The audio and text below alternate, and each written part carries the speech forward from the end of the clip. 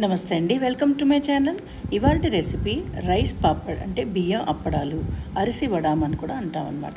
So ఇది చాలా క్రిస్పీగా అండ్ క్రంచీగా కూడా ఉంటుందన్నమాట. సో కంప్లీట్గా 1 ఇయర్కి స్టోర్ చేసుకునేటట్టు కూడా మనం చేసేసుకోవచ్చు. సో చాలా ఈజీగా కూడా ఉంటుంది అండ్ చాలా బాగుంటుంది అనమాట. పిల్లలు కూడా భలే ఎంజాయ్ చేస్తారు. సో దీంట్లో ఏంటంటే 4-5 వెరైటీస్ చేసుకోవచ్చు అనమాట. సో నేను చేస్తున్నది ఇవాళ జీరా పాపడ్. సో చూడండి, చాలా క్రిస్పీగా అండ్ క్రంచీగా కూడా ఉన్నాయి. సో నేను రైస్ ఏంటంటే రేషన్ బియ్యం తీసుకున్నాను అనమాట. అంటే పిండి బియ్యం అని కూడా అంటాం అనమాట. తక్కువ ప్రైస్లో దొరికే బియ్యం ఇవి. సో ఇలాంటి బియ్యం తీసుకున్నామంటే పిండి చాలా ఎక్కువగా అవుతుందన్నమాట. సో నేను ఒక 1 కిలో బియ్యంతో అప్పడాలు అయితే చేసుకుంటున్నాను. అంటే 5 కప్స్ రైస్ వేసుకున్నాను. సో అవి ఏంటంటే బాగా వాష్ చేసుకుని నానబెట్టేసుకున్నాను ఒక 3 to 4 అవర్స్. 4 అవర్స్ తర్వాత గ్రైండర్లో కానీ లేదంటే మిక్సీ జార్లో అయినా గ్రైండ్ చేసుకోవచ్చు. చాలా మెత్తగా గ్రైండ్ చేసుకోవాలన్నమాట పిండి. సో ఇంతవరకు ఎవరైనా ఇలాంటి బియ్యం అప్పడాలు మాత్రం ట్రై చేయకపోతే మాత్రం తప్పకుండా ట్రై చేసి అయితే చూడండి.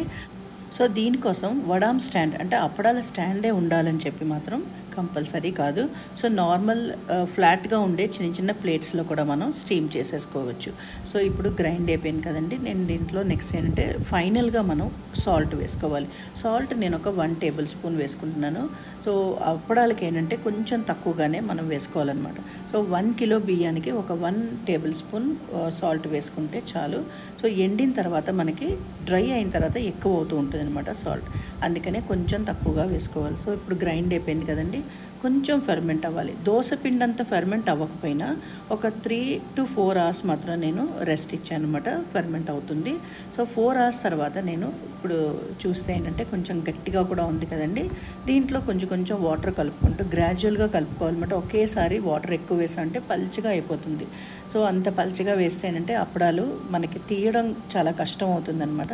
అందుకని సెమీ థిక్గా ఉండాలన్నమాట. సో పోరింగ్ కన్సిస్టెన్సీలా ఉండాలి.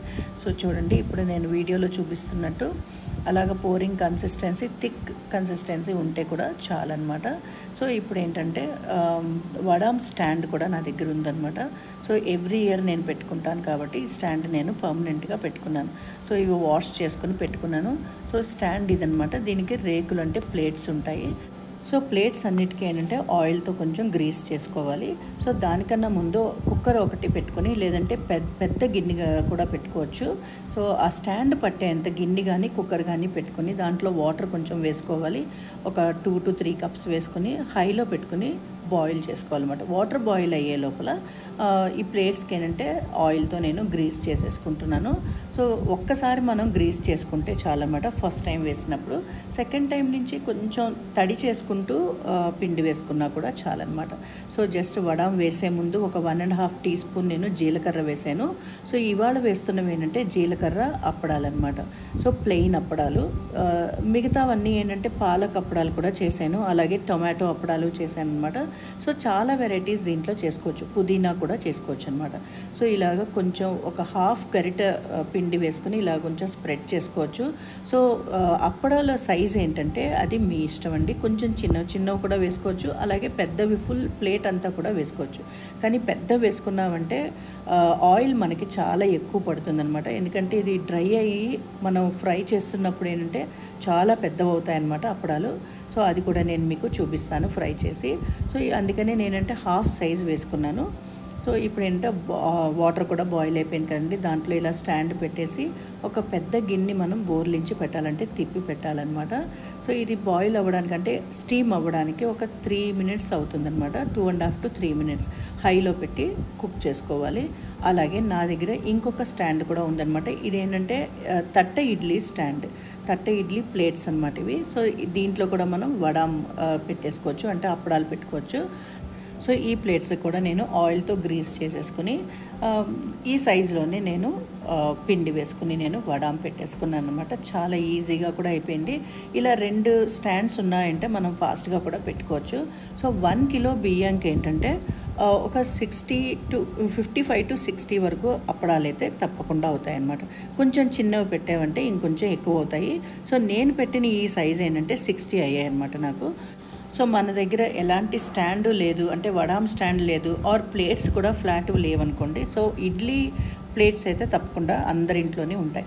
సో ఇడ్లీ ప్లేట్స్లో కూడా మనం పెట్టుకోవచ్చు. సో ఇడ్లీ ప్లేట్స్లో ఏంటంటే గ్రీస్ చేసేసుకుని దాంట్లో ఒక్క స్పూన్ వేసుకుని స్పూన్తోనే కొంచెం అలాగా పిండి స్ప్రెడ్ చేసామంటే ఆ షేప్లో వస్తాయన్నమాట.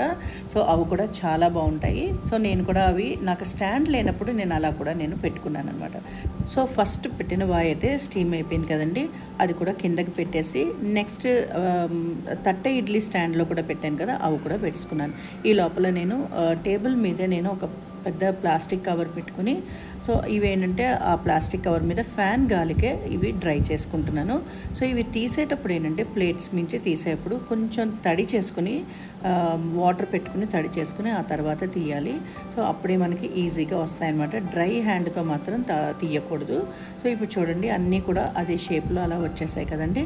సో ఇప్పుడు అలాగే సేమ్ అదే ప్లేట్స్కి మళ్ళీ పెట్టుకుంటాను కాబట్టి ఆయిల్ మళ్ళీ మనం అప్లై చేయక్కర్లేదు. సో కొంచెం వాటర్ అలాగా తడి చేస్తే కూడా చాలన్నమాట అన్నిటికీ. సో అలాగ మళ్ళీ సెకండ్ స్టాండ్ కూడా రెడీ అయిపోయింది. ఇది కూడా ఏంటంటే స్టీమ్ అయిపోయాయి అనమాట. 30 ఇడ్లీ స్టాండ్లో పెట్టిన వడాము కూడా రెడీ అయిపోయి ఇవి కూడా కిందకి పెట్టేసుకుని ఆ స్టాండ్ పెట్టుకున్నాను. సో ఇలాగ అన్నీ పెట్టుకోవడానికి నాకు ఒక హార్డ్లీ 1 అవర్లో అన్ని అప్పడాలు కూడా నేను పెట్టేశాను అనమాట. సో సమ్మర్ సీజన్ వచ్చిందంటే ఏదో ఒక వడియాలు కానీ లేదంటే అప్పడాలు కానీ ఇవన్నీ పెట్టుకుంటూనే ఉంటాం కదా. సో అలాగే ఈ అప్పడాలు కూడా ఏంటంటే అన్ని వెరైటీస్ నేను పెట్టిన తర్వాత మీరు తప్పకుండా ట్రై చేసి అయితే చూడండి. సో 1 కిలో బియ్యం కాకపోయినా 1/2 కిలో కానీ 1/4 కిలో బియ్యం కూడా పెట్టుకుని ట్రై చేసి అయితే చూడండి. సో కొంచెం కొంచెం పెట్టుకున్న తర్వాత అలాగే మీకు కూడా తప్పకుండా అలవాటు అవుతుంది అండ్ మీకు తప్పకుండా నచ్చుతుంది అనమాట. సో ఇప్పుడు నా ఛానల్ కానీ మీరు ఎవరైనా ఫస్ట్ టైం చూస్తున్నా ఆర్ ఇంతవరకు సబ్స్క్రైబ్ చేసుకోకపోతే మాత్రం please subscribe my channel. So rice papad అన్నీ కూడా పెట్టేసుకున్నాను కదండి.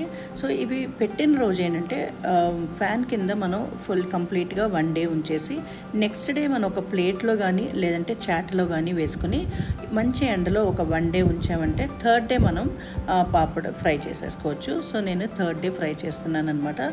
సో చాలా బాగున్నాయండి, క్రిస్పీగా క్రంచీగా కూడా ఉన్నాయన్నమాట.